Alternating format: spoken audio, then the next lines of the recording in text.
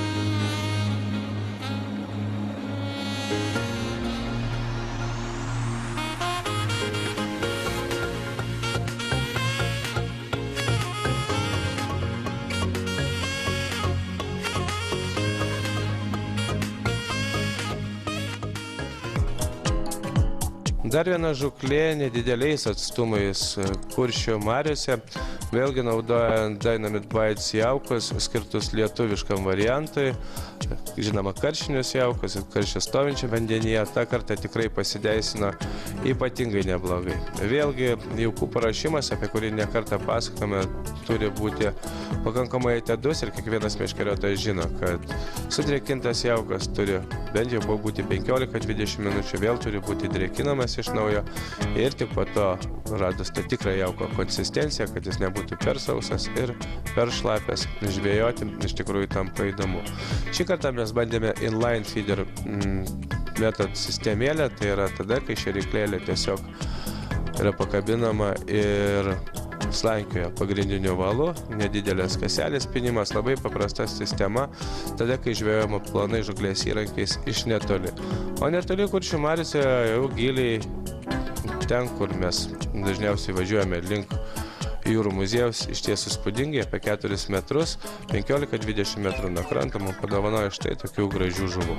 Ir vėlgi viskas tvarkoje, kad ši vasara buvo dosni karšiais, dosni karpiais ir pačios žvejybos, jeigu tu rimtai galvoji, kaip pradėti žuvauti žuvį įdomiai žuklės variantais, vėlgi ir sistemėlėmis, ir plonais valais, o šį kartą plonas valas buvo ypatingai svarbus, net karšiai visiškai ignoravo 12 mm pavadėlį, reikėjo žvejoti 1/10, tai žieminis variantas ir tik tada jie kibo. Buvo puikių akimirkų, pakankamai ilgų žuvies išvedimų, tačiau ir nieką menkiau džiaugsmo.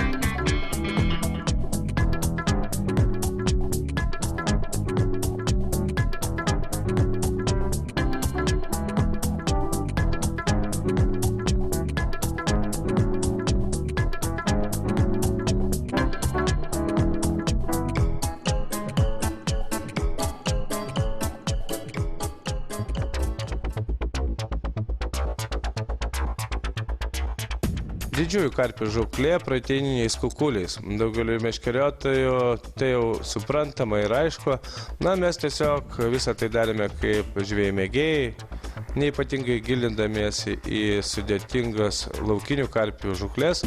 Tiesiog pasirinkome Kintų vandens saugyklą, kur žinome, kad karpių yra pakankamai nedaug, tačiau niekas čia jų ypatingai daug ir negaudo. Ir vėlgi, atrodytų, jeigu jau karpis nematęs proteininio kukulio, kodėl jis turėtų jo kibti, buvo visiškai kitaip.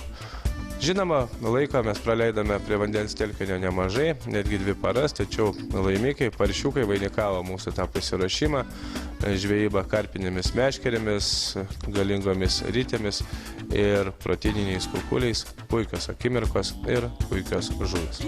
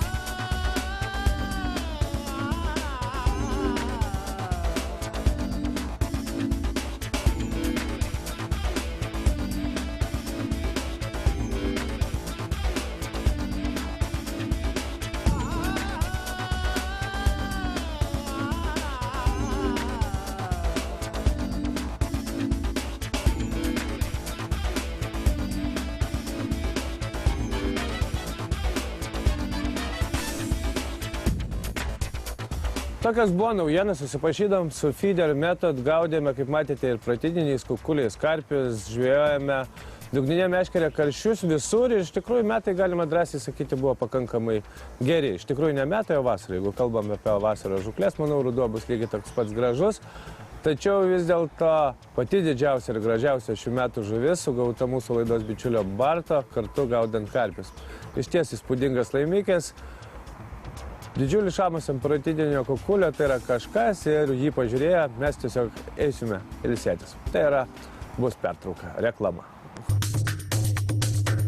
Didžiausia šių metų mūsų laidos laimikis, tai mūsų bičiulio Barto pagautas šamas. Taip, iš ties, būtent tada, kai mes žvejojome Kintuose, tikėdamėsi didelių karpių kibimo, įvyko tai, ko niekas nesitikėjo. Proteininį kukulį griebė didžiausia žuvis šiuose metuose, mūsų nufilmuota, ir kova su joje vyko geras 20 minučių, bet laimikis kalba pats su save. Iš ties įspūdingas ir gražus galiūnas.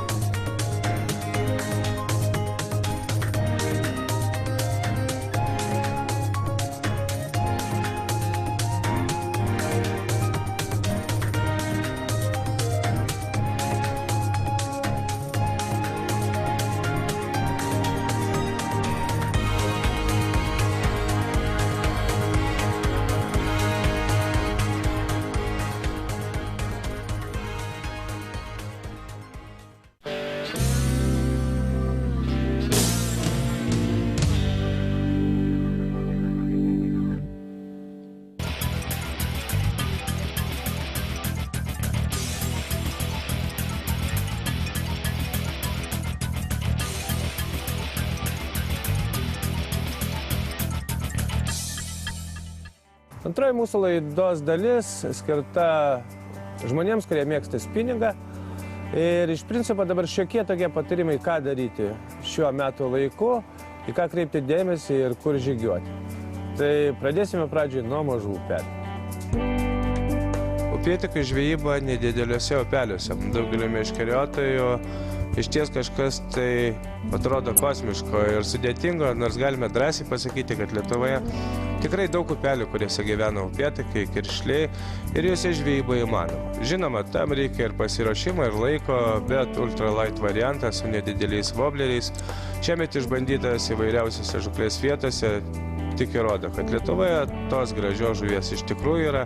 Taip, tokiai žvejybai reikia įdėti pakankamai daug darbo, daug braidžiojimo, upeliais bandymo nusisukti galvas ir kojas, tačiau tai sportiška, įdomi ir subtili žvejyba. Tai labiau, kai kimba štai tokios gražios lietuviškos žvaigžduvės, kurios, žinoma, būtinai paleidžiamas atgal, yra ką atsiminti ir yra ką pasakoti bičiuliams, o jūs tiesiog palikti su gražiomis akimirkomis.